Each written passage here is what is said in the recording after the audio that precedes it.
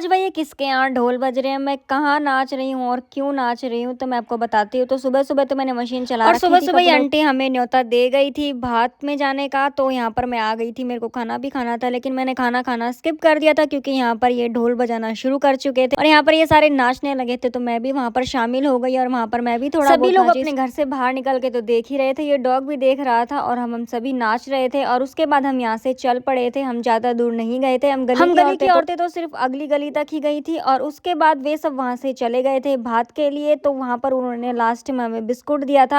Aunty के biscuit बीच में खत्म हो गए थे तो वो और लेकर आई थी दुकान से। और पास में ही मेरी फ्रेंड का घर था वहीं पर, तो मैं उससे भी मिलने चली गई थी। तो वो तो कहीं पर जाने लग रही थी, तो मैं वहां पर नहीं रुक पाई ज्यादा देर और फिर मैं वहां से अपने घर पर आ गई। और घर पर आने के बाद गली में यहाँ पर ये आंटियां बैठी हुई थी, तो मैंने उनसे भी थोड़ी बहुत बातें करी। उसके बाद मैं फिर से अपने घर पर ही आ गई थी। घर पर आने के बाद आपको पता ही है मैं खाना नहीं खा के गई थी, मुझे बहुत जोर की भूख लग रही थी, तबीयत खराब हो रही है, तो मेरे को ना कुछ चटपटा खाने का मन था। तो मैंने अपने लिए चटनी बनवा ली, दाल की चटनी। हाँ भाई, तबीयत तो खराब थी ही, पर दो चार कपड़े थे वो मैंने धो दिए थे। उसके बाद मैंने अपनी चाय चढ़ा दी थी। चाय वगैरह पीने के बाद पता नहीं इनकी स्कूटी को क्या हो गया था, इनकी स्कूटी एकदम से खराब हो गई थी, तो ये ठीक करने लग गए थे स्कूटी को। हालांकि मेरी स्कूटी फिर भी ठीक नहीं हुई। तो यहाँ पर मेरी चाय बन चुकी थी, चाय पी ली थी। उसके बाद मैं यहाँ पर मैं आ गई थी बगल वाले प्लाट पालक तोड़ने के लिए, क्योंकि कल हम सोच रहे हैं पालक वाली दाल बनाएंगे। तो यहाँ पर मैंने पालक तोड़ ली थी।